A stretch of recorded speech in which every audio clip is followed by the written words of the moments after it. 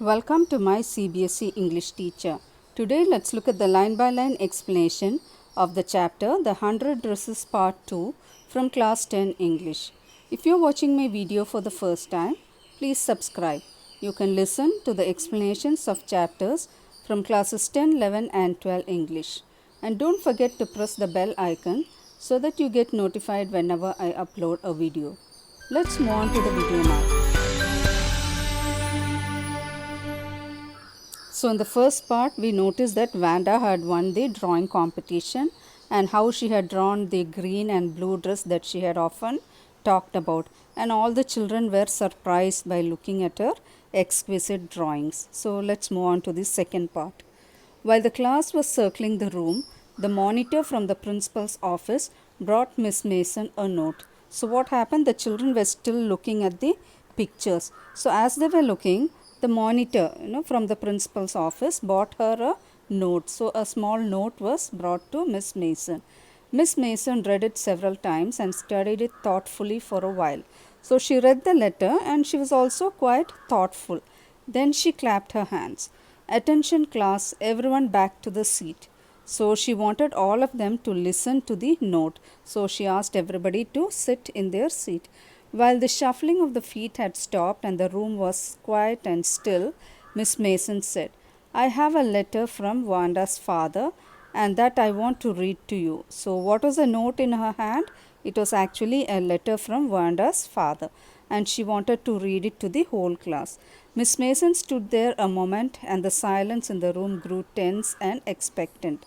So she waited for all the children to sit in their seats and so that everyone be quiet. So all of them sat in their seats and they were really very eager to know what was there in the letter. The teacher adjusted her glasses slowly and deliberately. Her manner indicated that what was coming. This letter from Vanda's father was a matter of great importance. So the teacher became quite serious and she wanted to show what the letter had also said. So she was quite serious and she started to read the letter. Everybody listened closely as Miss Mason read the brief note. Dear teacher, my Vanda will not come to your school anymore. And so she started reading the letter. So what was the first line in the letter? It said, Dear teacher, my Vanda will not come to school anymore. Jake also. Who is Jake? Jake is her little brother. Now we move away to big city. So why are they not going to the school? Going to come to the school because they are going to some other city. No more holler Pollock. So that means they are not going to tease them by their names in the other city. No more ask why funny name.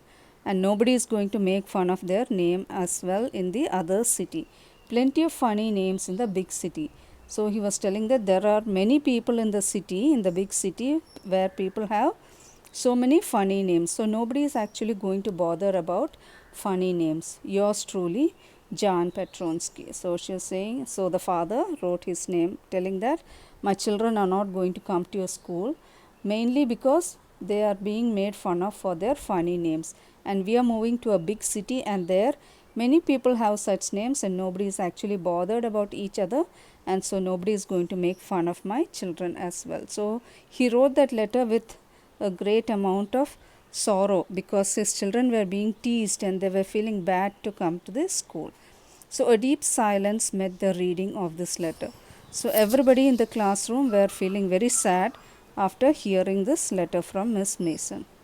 Miss Mason took off her glasses, blew them and wiped them on her soft white handkerchief. So she, after reading the letter, she removed her glasses and wiped them. Then she put them on again and looked at the class. When she spoke, her voice was very low. I am sure none of the boys and girls in room 13 would purposely and deliberately hurt anyone's feelings because his or her name happened to be long, unfamiliar one. So she was trying to support these children who were sitting in the room also, telling them that I am sure that none of you had really made fun of these people because they had a peculiar name or a funny name. I prefer to think that what was said in thoughtlessness.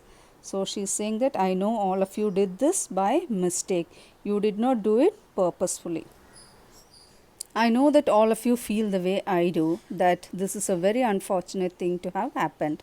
So she's saying that I am feeling very sad because such a thing has happened, and she's saying that she's also sure that all of them would be feeling sad for Vanda and her brother.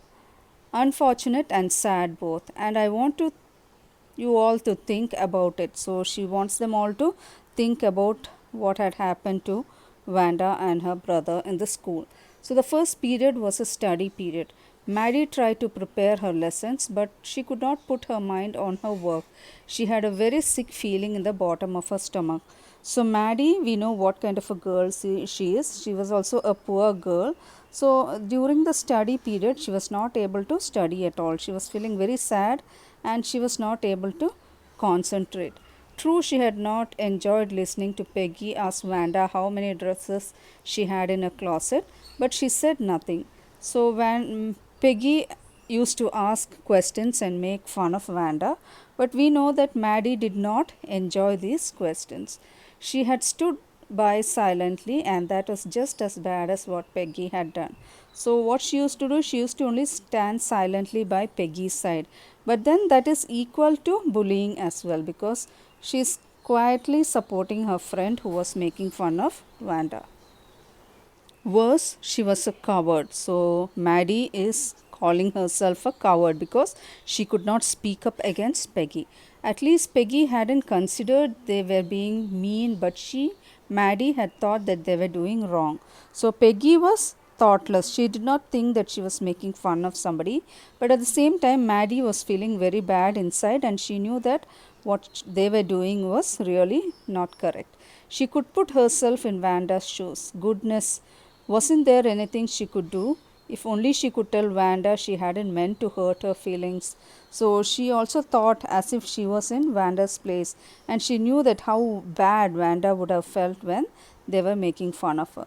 So she wanted to go and tell sorry to Vanda. So she really wanted to meet Vanda and tell her that how sorry she felt.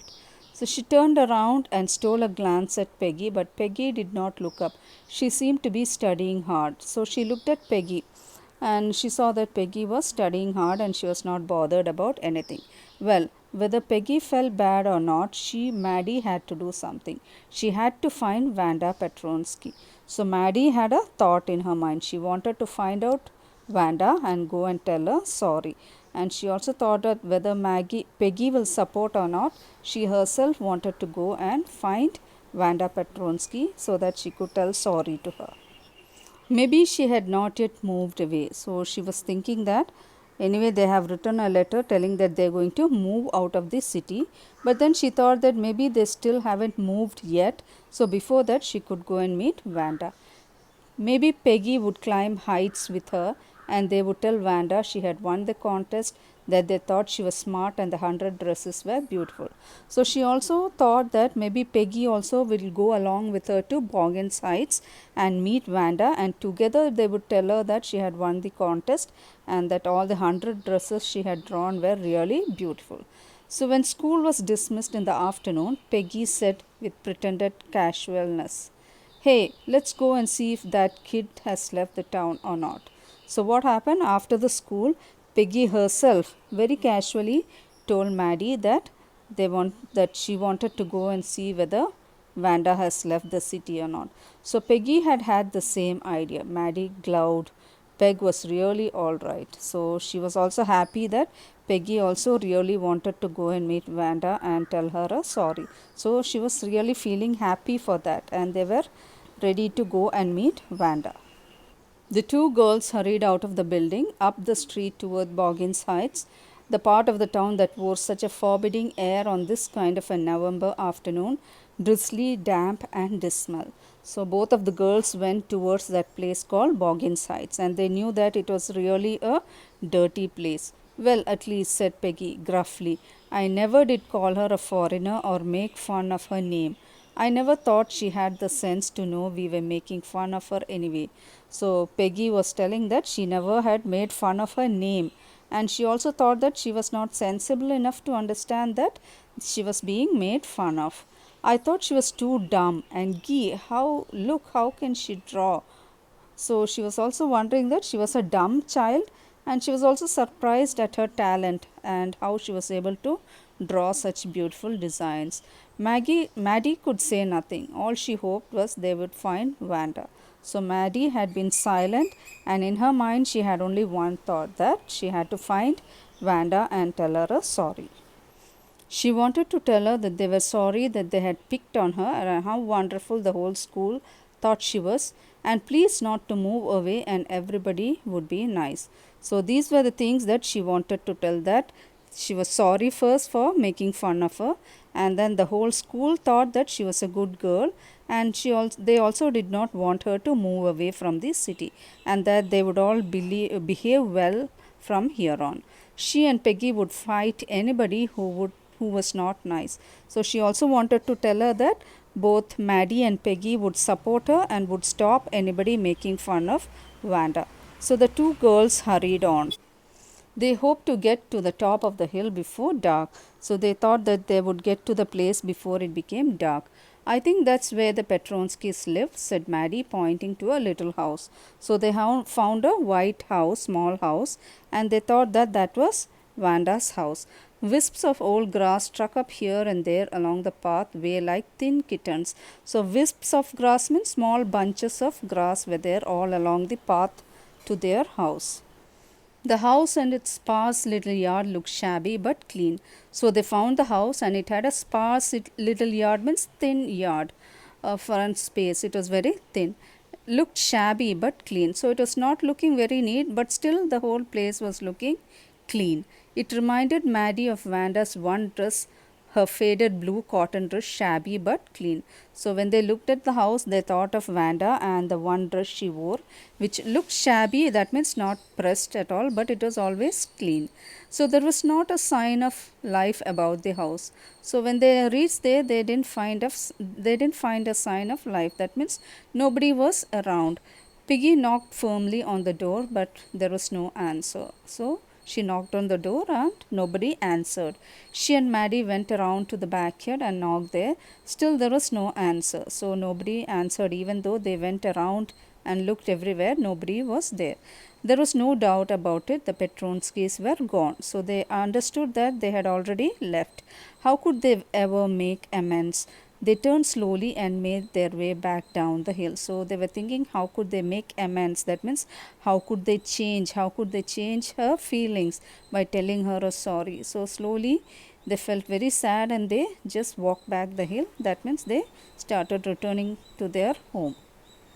Well, anyway, said Peggy, she's gone now. So what can we do?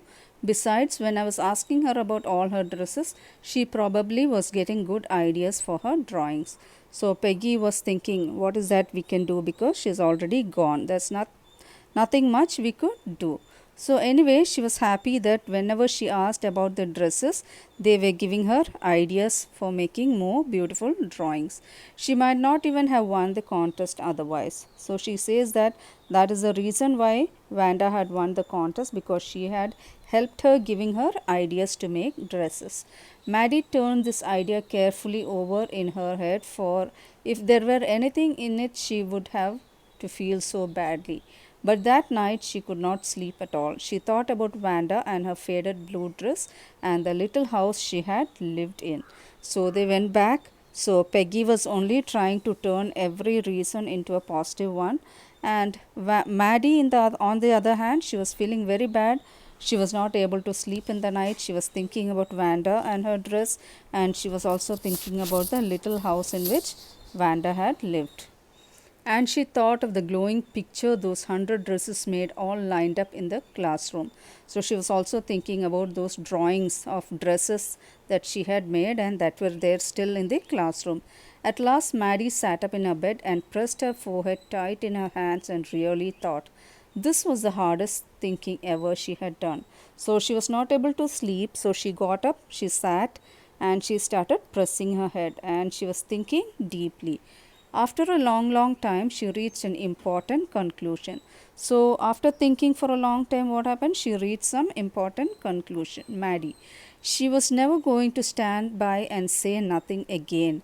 If she ever heard anybody picking on someone because they had funny or looking because they had strange name, she would speak up. So what is the decision that she had made? She's not going to support anybody who's going to make fun of people, especially if they have a funny name or if they were looking funny. So she said that she is going to stand against such people who are making fun of others. So this was the most important decision that she had made. So why was she making this decision? Because she felt sorry that it is only because of her and her friend that her friend Vanda had left the town. So she did not want this to happen to other kids as well.